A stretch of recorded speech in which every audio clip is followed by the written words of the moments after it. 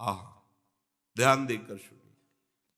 अगर आप सुखी परिवार चाहते हो, खूब मंगल चाहते हो, कभी चिंता ना करना पड़े ऐसी स्थिति चाहते हो, अपने आप सारी व्यवस्थाएं होती रहे, कोई विपत्ति विघ्न आपको सता ना पावे, तो एक उपाय कर लो। मामे वे प्रपद्यन्ते, तुम नंद नंदन को अपने घर का मालिक बना लो। है ही वो, पर तुम मानो, अभी तुम अपने को मालिक मानते हो, इसमें तुम्हारा कुछ जाएगा नहीं और तुम्हारा मंगल हो जाएगा। अपने घर को ठाकुर जी के हवाले कर दो। ये ठाकुर जी का भवन है। भक्त लोग तो लिख भी देते, प्रिया कुंज निकुंज, ऐसे ये प्रियाजू का कुंज है। आप अपने पूरे परिवार सहित प्रभु की दासता के भाव से हो जाओ।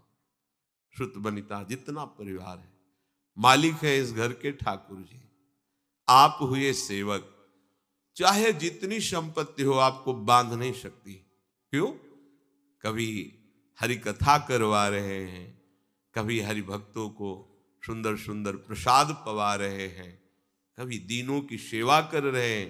ये मालिक की सेवा है, ये मालिक का आदेश है। वैसे हम जी रहे, भला तुम्हें विपत्ति छू लेगी, भला तुम्हारे यहां संपत्ति की कमी रहेगी। पक्की बात समझो, सुखी होना चाहते हो तो ठाकुर जी को अपने घर का मालिक बना लो, आप सेवक हो जाओ, और जो भी वैभव है उनकी आज्ञा के अनुसार उसको प्रयोग में लाओ। अभी आनंदित हो जाओ। करो अधर्म और चाहो सुख। कैसी मति तुम्हारी है? बेईमानी, अधर्म से, हिंसा से कभी कोई धनी होकर सुखी हुआ है क्या? साधु सेवा करो, दीनों की सेवा करो, दुखियों की सेवा करो, और उनमें भगवत भावना करो, और वो भी प्रभु के द्वारा दी हुई संपत्ति से, प्रभु की सेवा की भावना से अभी मंगल हो जाएगा। दसों दिशाएं आनंदमयी हो जाएंगी। ऐसा सब क्यों नहीं कर पाते? यदि आप ऐसा कहते हैं कि भगवान की शरणागति, भगवान की भक्ति सुख देने वाली है, तो सब क्यों नहीं कर लेते? अगर यही सुख का साधन है तो सबको करना चाहिए। भगवान कह रहे हैं कि मामे वे प्रपद्यन्ते माया में ताम तरंतिते। तो श्री भगवान आगे का श्लोक कह रहे हैं कि इसलिए सब शरणागत हमारे नहीं हो पाते। नमाम दुष्कृतिनो मूढ़ा प्रपद्यन्ते नराधमाः माययापहृत ज्ञाना आसुरं भावमाश्रिता। ये जो मेरे से विमुख हैं, मेरी माया के द्वारा जिनका ज्ञान अपहरण कर लिया गया है, वे आसुर भाव वाले, राक्षसी स्वभाव वाले। देखो, सींग नहीं होते यहाँ के राक्षसों के, बिना सींग के यहाँ के राक्षसों के से नहीं, दांत बाहर निकले। यहाँ बहुत सुंदर राक्षस हैं, बहुत देखने में सुंदर लगेंगे, बड़ा असुंदर जीवन है। कैसे तुम्हें बताएं, कैसी वो अपनी दुर्गति कर रहे हैं, उनको पता नहीं है। प्रमाद स्थिति में कैसा अपना नाश कर रहे हैं, कैसी बुद्धि हरि के भजन न करने से होती है। जो हरि का भजन नहीं करते वो कैसी बुद्धि होती है? बोले, पहली बात, इतनी मूर्खता छा जाती है, कोई हीरा छोड़कर कांच बटोरने लगता है। हरिनाम हीरा है, ये ऐसा हीरा है कि इसकी कीमत कहीं भी त्रिभुवन में कोई नहीं दे सकता। इतनी अमूल्य है इसकी कीमत। सब बिक जाएंगे पर इसकी कीमत नहीं दे पाएंगे। और जिसके पास ये धन है, हरिनाम धन, सब उसके आगे झुकेंगे। जो दुष्कृति होते हैं, नमाम दुष्कृतिनो मूढ़ा प्रपद्यन्ते नराधमाः। बड़ा विचित्र खेल है। मनमानी आचरण भाई छोड़ो। जब तक आप अपने मन को दुलार करते रहेंगे तब तक आप समझ नहीं पाएंगे भगवत मार्ग। आपके अंदर सब ज्ञान है। आप ऐसा ना समझें कि ये किसी किसी के ज्ञान रखते हैं, भगवान सबके हृदय में। आप सच्ची मानो सामग्री सबके हृदय में देते हैं, बस आपको उस सामग्री का सदुपयोग करना है, तो जागृत हो जाएगा। अच्छा बताओ, वाल्मीकि जी जो पहले रत्नाकर नाम के डाकू थे, कौन सा ज्ञान था? पर था ना उनके अंदर ज्ञान, वो ढका हुआ था अधर्माचरण करने के कारण। संत कृपा से जब नाम जप में लगे, अधर्माचरण छूटा, तो वही ज्ञान जागृत हो गया। कहा गया ब्रह्म ऋषि वाल्मीकि जी, ब्रह्म ऋषि। उल्टा नाम जपत जग जाना, वाल्मीकि भय ब्रह्म, ब्रह्मर्षि वाल्मीकि जी। इतना विशुद्ध ज्ञान की भगवान की संपूर्ण लीला उनके हृदय में प्रकाशित हुई।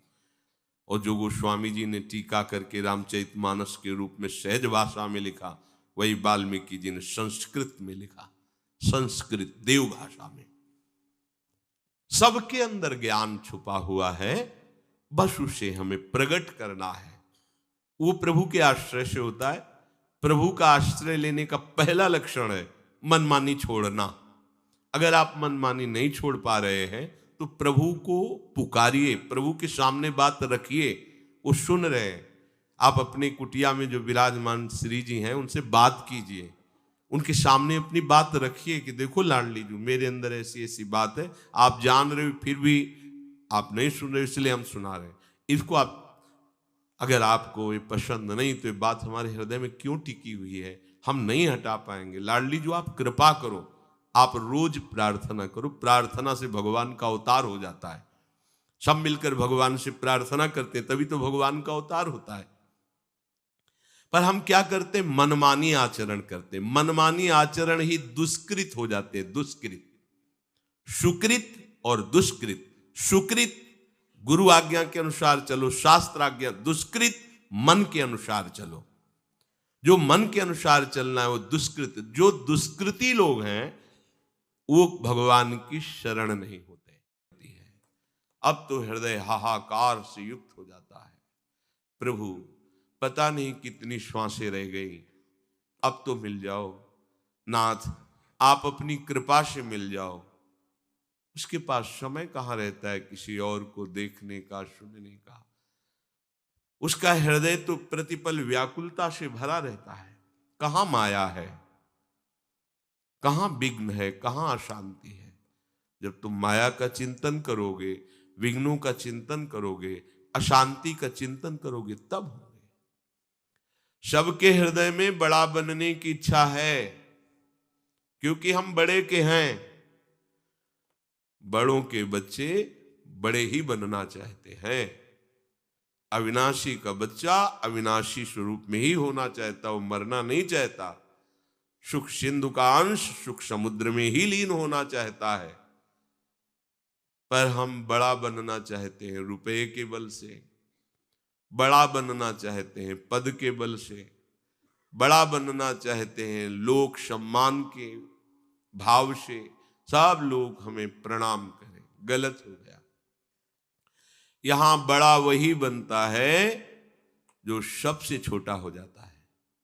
ध्यान रखना, यहां सबसे बड़े पद का अधिकारी वही बनता है जो तृणादपि सुनीचेन, अपने को सबसे छोटा समझता है, सबको अपने आराध्य देव की भावना से युक्त देखता है और अपने को सेवक। कहां माया है, कहां बंधन है, कहां अशांति है? हम अशांति पैदा करते हैं, अशांति का संकल्प करते हैं, अशांति का चिंतन करते हैं। सावधान हो जाइए। श्याम भजे सो साहू बड़ा। रामकृष्ण हरि कोई भी नाम लो, सब हमारे ही प्रभु के नाम हैं। वही सबसे बड़ा है जो नाम जप करता है। आप लोगों को ये बात अनुभव में नहीं आएगी, जिसका जितना हृदय प्रभु में समर्पित है उसको परिचय मिलता है। सब खोखला नजर आता है, कहीं सार वस्तु नहीं है प्रभु के सिवा, सब खोखला।